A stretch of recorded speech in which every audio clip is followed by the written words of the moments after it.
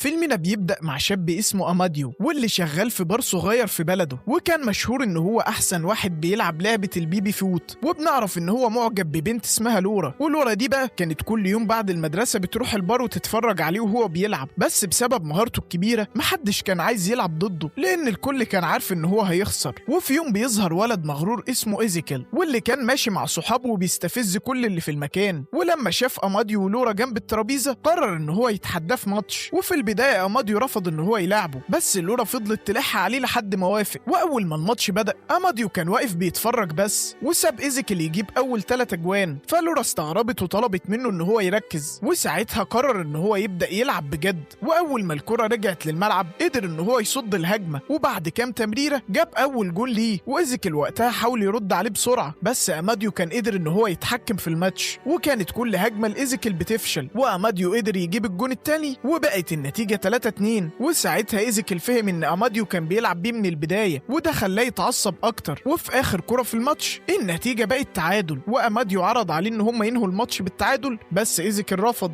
وقال إن مفيش تعادل في اللعبة دي. فبدأت آخر هجمة وأماديو فضل يلعب بيه لحد ما جاب آخر جول وخلص الماتش. ووقتها إيزيكيل اتضايق جدا وجري يجيب فلوس زيادة علشان يلعب تاني، بس صاحب البار طرده هو وأصحابه بره. ولما بيطلعوا للميدان إيزيكيل فضل يطلع ضيقه على التمثال بتاع مؤسس المدينة، وهناك بيقابله راجل غامض واللي قال له إن هو شايفه موهبة كبيرة، ووعده إن هو عمره ما هيخسر تاني لو وافق يشتغل معاه. وبتعدي السنين وأماديو بقى شاب كبير ولسه بيحب البيبي فوت، بس مع الوقت بطل يلعب لأن محدش بقى يوافق إن هو يلعبه، وفضل شغال في البار مع صاحبه القديم. وفي يوم جات لورا علشان تزوره وقالت له إنها هتسافر للعاصمة علشان تكمل دراستها، والخبر ده بيضايق أماديو جدا، وهو حاول يخبي مشاعره ويغير الموضوع. ووقتها بيسمعوا دوشة جاية من بره، ولما طلعوا يشوفوا فيه إيه لقوا كل أهل البلد متجمعين وبيسمعوا خطاب راجل معروف، وده كان نفس الشخص الغامض اللي كان قابل إيزيكيل زمان. والراجل كان بيعلن عن مشروع كبير جدا، وقال إن هو هيبني معلم سياحي هيخلي الناس تيجي البلد من كل مكان. ولما الناس سألته مين اللي هيمول المشروع ده قال إن في واحد من أبناء المدينة هو اللي متكفل بكل حاجة. وبعدها شاور ناحية الجبل وكان في مدفع كبير موجود فوقه، ووقتها أمر العمال إن هم يطلقوا المدفع ده. وساعتها كرة كبيرة بتبدأ إنها تظهر قدام الكل، وبنشوفوا الكرة طايرة ناحية الناس. كل أهل البلد كانوا خايفين جدا، بس الراجل طمنهم وقال لهم إن ده جزء من العرض. وفجأة الكرة الكبيرة دي بتتفتح وهي في الجو، وبيطلع منها واحد بيعمل حركات استعراضية قبل ما يفتح الباراشوت. وساعتها الراجل ده بيقول إن اسمه آيس وإن هو اللي هيمول المشروع ده. وأهل البلد وقتها كانوا منبهرين بالدخول الاستعراضي بتاعه، لكن أماديو ولورا كانوا منصدمين لأن آيس طلع هو نفسه إيزيكيل اللي أول ما نزل على الأرض بدأ يتكلم عن مستقبل المدينة. وأثناء كلامه واحد من السكان سأله إذا كان ناوي يبقى عمدة البلد، بس إيزيكيل رد عليه وقال له إنه هو اشترى المدينة كلها وإن كل حاجة فيها بقت ملكه حتى الناس نفسها. وبالرغم من إن كلامه كان غريب شوية بس ناس كتير كانت مؤيدة ليه، وهو وقتها بدأ يشرح خططه الجديدة للمدينة. بس وقتها لورا بتقاطعه وقالت له إن هم مش محتاجينه. فإيزيكيل وقف كلامه وبصلها وبعدين مشي ناحيتها وقال لها إن هو عمره ما نسيها ولا حتى نسي أماديو. وبعدها رجع للمسرح من تاني وقال إن الشغل هيبدأ من دلوقتي وأول حاجة هتتهد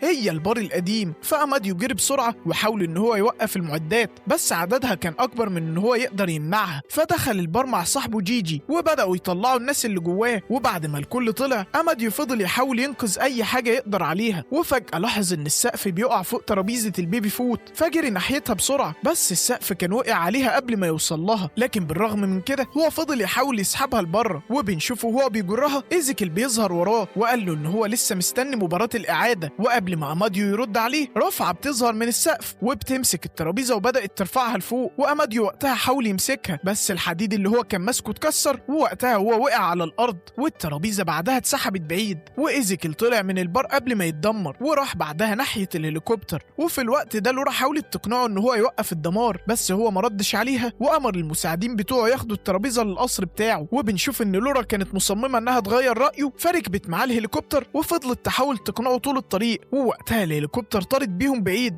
وأماديو فضل يبص لها وهو بيصرخ، وده بعد ما خسر البار وخسر الترابيزة بتاعته وما كانش عارف إذا كان هيشوف لورا من تاني ولا لأ. فراح قعد جنب تمثال مؤسس المدينة وهو متدمر وفضل يعيط. وفجأة دمعته بتنزل على واحد من لاعبي البيبي فوت اللي كان اسمه كابي، وفي لحظة اللاعب ده بيتحول لكائن حي وبيطلع من بين الحطام وبيحاول إن هو يلفت انتباه أماديو ليه. وأول ما أماديو شافه أغمى عليه من الصدمة، وبعد وبعد ما فاق كان مفكر ان هو بيحلم، بس كابي قدر يقنعه ان اللي بيحصل ده حقيقي، وقال له انهم لو لقوا باقي الفريق هيقدروا يساعدوه يرجع لورا من تاني. ووقتها اماديو فكر شويه واستنتج ان الترابيزه غالبا اترمت في مقلب زباله، فقرر ان هو يروح يدور هناك. وبعد تدوير كتير وصل هو وكابي لمقلب كبير، وبداوا يدوروا على باقي اللاعبين. وفي مكان قريب كان لوكو وبيتو محبوسين وسط اكوام الزباله، وفجاه بيظهر قدامهم فار كبير، ووقتها مسك لوكو وسحبه بسرعه وسط المقلب. وبنشوف ان بعد مشوار كبير وسط الزباله الاتنين وقتها بيطيروا في الهواء، وبعد شويه وقعوا على الارض. لكن في الوقت ده بيشوفوا لوكو وبيتو، فكابي بيفرح جدا لانه اخيرا بدا يلاقي باقي اعضاء فريقه.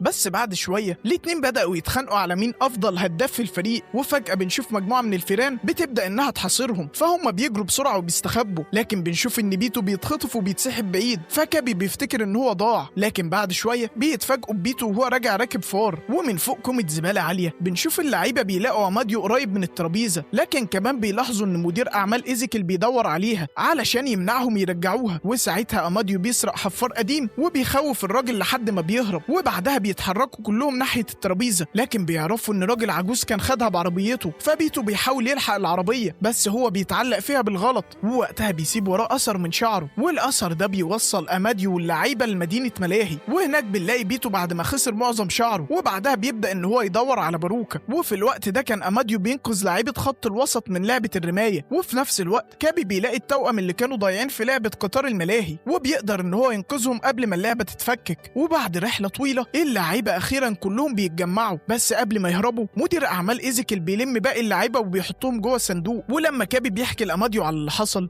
اماديو بيروح وبيرجع الصندوق من تاني، وبكده الفريق كله بيبقى مع بعض من تاني. لكن بيكون لسه فاضل لهم هدف اهم، وهم انهم ينقذوا لورا. علشان كده اماديو بيتنكر في شكل سواق وبيقدر ان هو يدخل قصر ايزيكل. وفي نفس الوقت بنشوف لورا كانوا واخدينها المعمل سري مليان اختراعات وتجارب غريبه، وهناك العالم المسؤول بيبدا يجمع اللعيبه كلهم، وكان بيجهزهم علشان يعمل تجربه جديده وخطيره عليهم. وبنشوف ان العالم بيحط اللعيبه على سير متحرك كبير، وكان وقتها هيطحنهم في تجربه جديده، فهم بيحاولوا يهربوا بسرعه. وفي نفس الوقت بنشوف ايزيكل وهو بيهاجم لورا، بس اماديو بيوصل وبيقدر ينقذها. وبالرغم من كده ايزيكل بيقدر ان هو يسيطر عليه، ولما لورا بتحاول تساعده بتقع على لوحه التحكم، وده بيخلي مجموعه من المخلوقات الغريبه تطلع من الاقفاص بتاعتها وبتبدا انها تدمر المعمل كله. واللعيبه وقتها بيستغلوا الفوضى دي علشان يهربوا، وبيقدروا وقتها بصعوبه انهم يهربوا. بس بنشوفهم وهم طالعين شراره صغيره بتتسبب في انفجار المعمل كله، وبعد الانفجار ده الشرطه بتقبض على اماديو ولورا. وبنشوف ان الصحافه كلها كانت حوالين ايزيكل، فاماديو بيقرر ان هو يتحداه من جديد، بس ايزيكل بيرفض مباراه البيبي فوت وبيتحداه في ماتش كره قدم حقيقي. ووقتها لورا بتشجعه على التحدي ده، بس بيشترطوا ان هو لو خسر يسيب المدينه كلها ويرجعها لاصحابها. وبعدها بنشوف ايزيكل بيبني استاد كبير جدا للمباراه دي، وبتشوف ان اماديو بيحاول يجمع فريق، بس اغلب اهل البلد بيرفضوا انهم يشاركوا علشان كانوا خايفين من ايزيكل. وفي النهايه اماديو بيقدر ان هو يجمع فريق متواضع قوي، ولما بيبدا الماتش فريق ايزيكل بيفرض سيطرته من اول دقيقه، وبيقدر ان هو يسجل هدفين. والوقت بيعدي وبنشوف ان الجمهور كان بدا يفقد الامل في فريق اماديو، والشوط الاول وقتها بينتهي بفرق كبير في المستوى. لكن مع بدايه الشوط الثاني كابي بيقرر ان الوقت جه علشان هو وباقي اللعيبه يتدخلوا ويساعدوا الفريق. وفجاه لعيبه البيبي فوت بيدخلوا ارض الملعب وبداوا يساعدوا فريق اماديو من غير ما حد ياخد باله، وبسببهم الفريق قدر يوقف هجمات كتير وبدا ان هو يدافع بشكل افضل. فايزيكل اتعصب لانه كان متوقع ان هو يكسب بسهوله، فبدا يلعب بعنف اكتر، ووصل بيه الحال ان هو عور واحد من لعيبه الفريق التاني. وبعدها اماديو بتجيله ضربه حره وكل اللعيبه بيستعدوا علشان ينفذوها، بس في اللحظه دي لوكو بيطلع العارضه من غير ما حد يشوفه وبينط فوق الحارس، ووقتها الحارس بيتفاجئ وبيتلخبط والكره وقتها بتدخل الجون، وبكده النتيجه بتبقى 2-1. وبعد ما اللعب بيكمل ايزيكل بيحاول ان هو يبدا هجمه جديده، بس زمايله كانوا متضايقين من تصرفاته وبداوا يفقدوا حماسهم للعب معاه. وبنشوف في الناحيه الثانيه ان فريق اماديو كان بدا يقدم اداء احسن، وبعد كام تمريره بتوصل الكره لاماديو قدام الجون، بس ايزيكل بيظهر من وراه واتدخل تدخل عنيف ووقعه على الارض. ولما اماديو فتح عينه وقتها لقى كابي جنبه وقال له يشوط الكره ناحيه المرمى وهم هيتصرفوا في الباقي، بس اماديو رفض وقال له ان هو عايز يكسب بشرف. ووقتها كابي فهم قصده برضه، وقرر هو وباقي اللعيبه انهم ينسحبوا. وبنشوف ان فريق اماديو كمل المباراه وبدا يبني هجمه جديده لحد ما الكره بتوصل جوه منطقه الجزاء، ووقتها واحد من اللعيبه بيسجل هدف جامد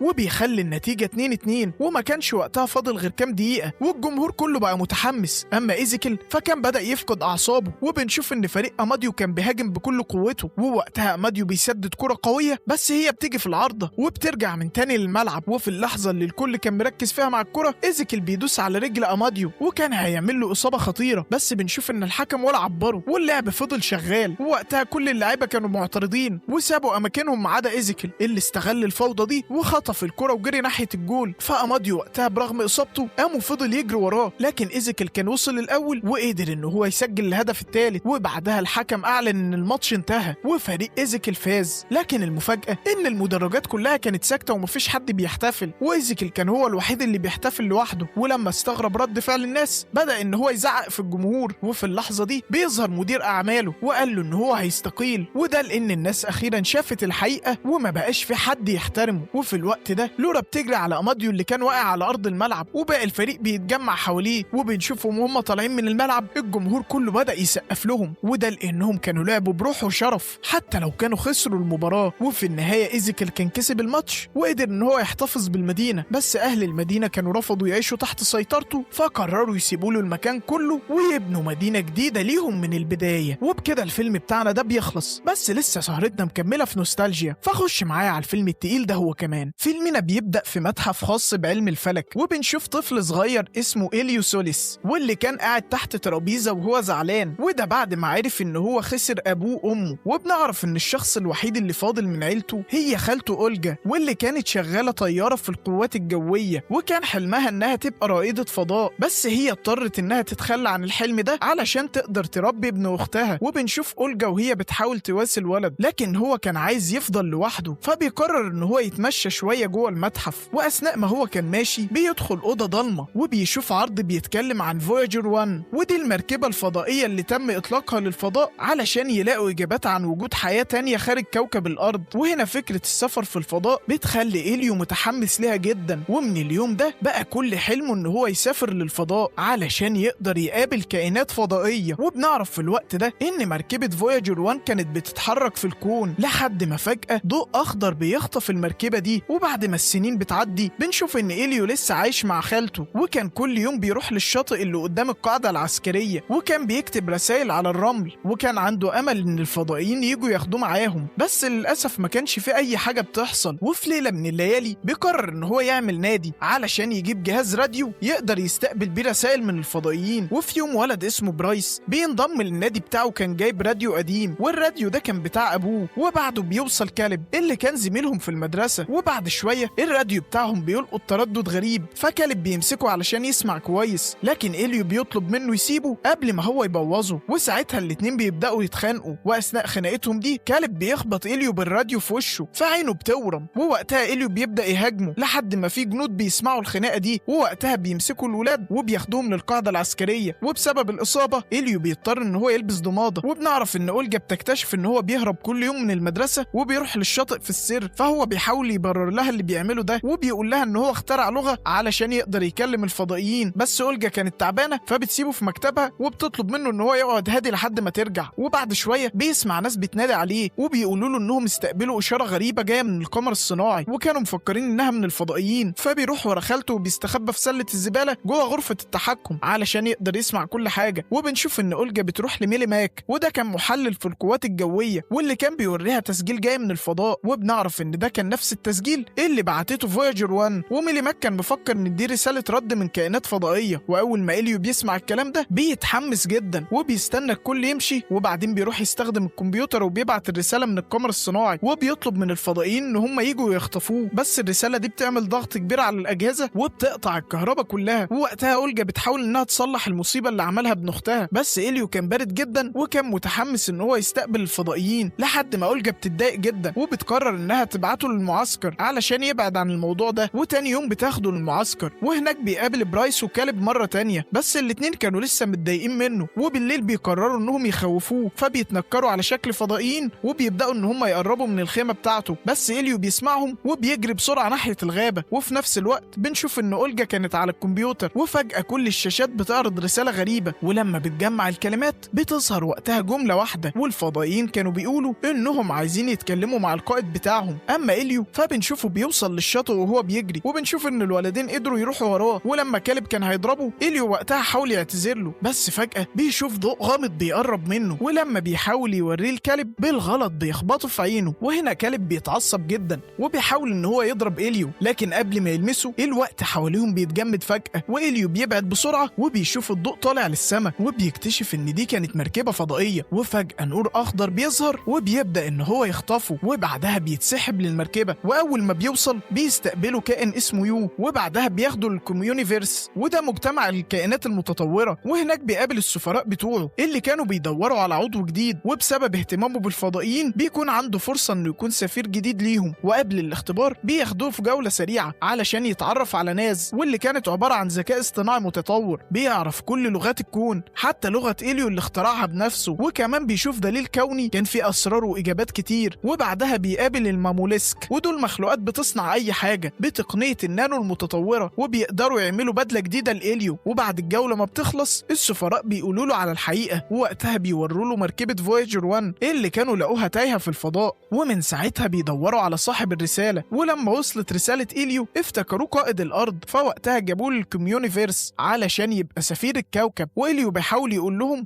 إن مش هو قائد الأرض، لكن يو بيظهر فجأة وبيطلبهم لاجتماع طارئ، وهناك بيظهر الجريجون، وده كان إمبراطور كوكب هايليرج واللي كان عاوز ينضم للكومنولث، بس طلبه ده بيترفض بسبب التصرفات العدوانية بتاعته، فبيبدأ إن هو يتوعدهم إن هو هينتقم، وبعد ما بيمشي السفراء بيقرروا إنهم يهربوا، وبيأجلوا تعيين إليو وبيجهزوه علشان يرجعوه تاني للأرض، بس إليو بيرفض وبيقنعهم إنه هيكلم جريجون ويقنعه إنه يوقف الهجوم ده، ووقتها شجاعته دي بتعجب السفراء فبيوافقوا على خطته، بس وقتها هم كان لازم يعوضوا اختفائه من الأرض، فعشان كده يو بياخد عينة من الحمض النووي بتاعه وبيعمل نسخة منه وبيبعتها للأرض مكانه، وبعدها إليو بيبدأ يتعلم أساليب التفاوض والإقناع، وفي نفس الوقت أولجا بترجع النسخة للبيت، ومن أول يوم بتلاحظ إن هو اتغير وبقى هادي ومطيع، فبتفتكر إن المعسكر ده فاده وبتبدأ إنها تقرب منه أكتر. أما إليو الحقيقي فبيروح علشان يقابل جريجون وبيحاول يقنعه يوقف هجومه، وبيطلب منه إن هو يبعد عن الكوميونيفيرس ويكون ليه مجتمع خاص، وفي البداية جريجون بيقتنع، بس بعدها بشوية بيغير رأيه وبيأمر إنهم يعتقلوا إليو، وبيبدأ إن هو يجهز الجيش بتاعه للحرب، وبعدها إليو بيتحبس في زنزانة بس بيستخدم القرص اللي كان خده وبيقدر إن هو يغير الجاذبية ويهرب من فتحة في السقف لحد ما بيدخل لنفق ضيق، وبنشوفه وهو بيهرب بيقع وقتها في حفرة وبيتحبس جوه شبكة غريبة، وفجأة بيظهر كائن كبير ووقتها بيبدأ يقرب منه، لكن القرص ده بيترجم كلامه وبيكتشف إن ده كائن مسالم وكان اسمه جلورجون، واللي بنعرف إن هو كان ابن جريجون، وعلى عكس أبوه هو كان بيكره الحروب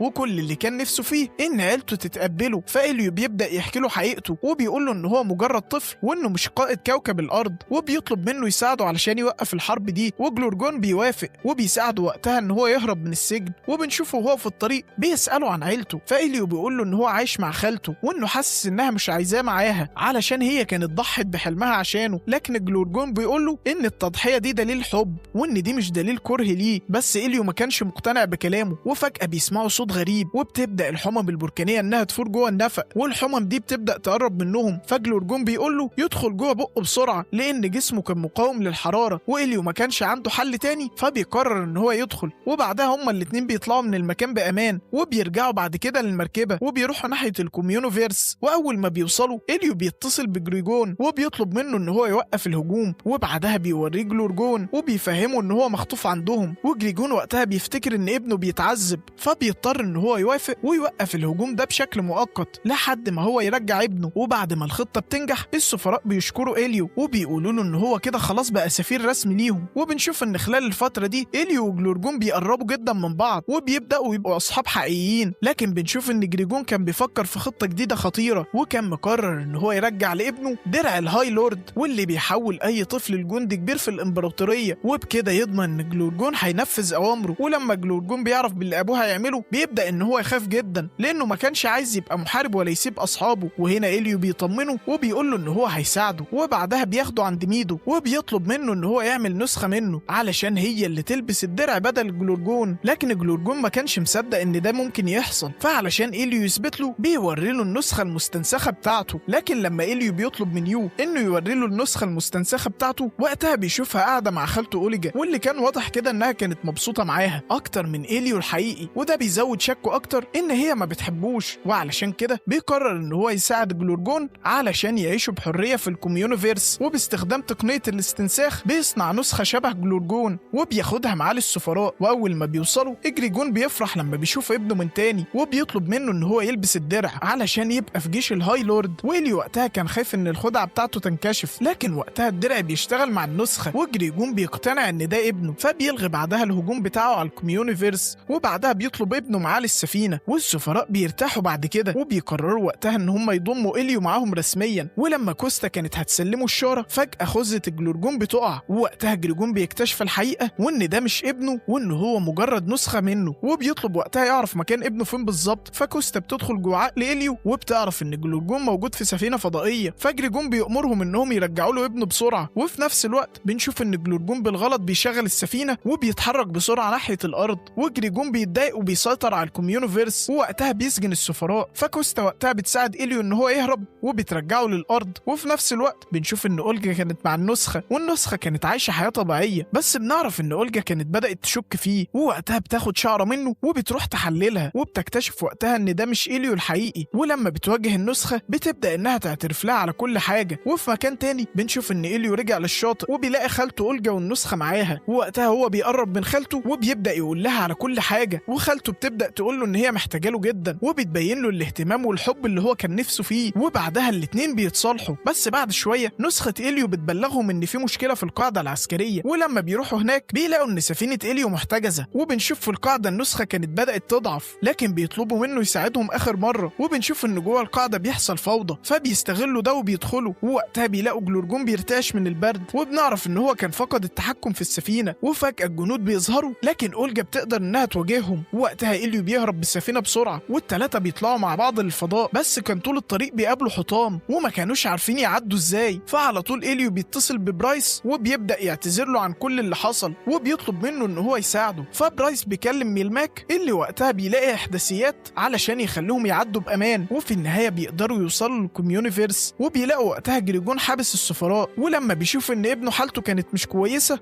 إجريجون بيبدأ يكشف حقيقته وإن هو في الحقيقة كان شبه ابنه، وعلى طول بيبدأ إن هو يعالجه. وبعدها بيحضن ابنه وبيبدأ يعتذر له عن كل حاجة. فابنه بيقول له إن هو مش عايز يبقى محارب، وإجريجون لأول مرة بيفهم ابنه وبيوافق على طلبه. وبعدها بيوافق إن هو يعمل سلام مع سفراء الكوميونيفيرس، وبيفرج عن السفراء، والسلام بيرجع من تاني للكوميونيفيرس. ووقتها بيكرموا إليو كسفير ليهم، بس هو بيقرر وقتها إن هو يرجع لأرضه من تاني، وكان رافض إن هو يعيش هناك علشان كان عايز يكمل حياته مع خالته أولجا. وفي النهاية البشرية كلها بتكتشف وجود الكائنات الفضائية، وبيبدأوا بعدها إن هم يتواصلوا معاهم. وبكده الفيلم بتاعنا ده بيخلص لسهرة النهاردة. فلو عجبك الفيلم ما تنساش تظبطنا بلايك وكومنت وسبسكرايب. وبس كده، اشوفكم على خير في سهرة جديدة من سهرات نوستالجيا. سلام.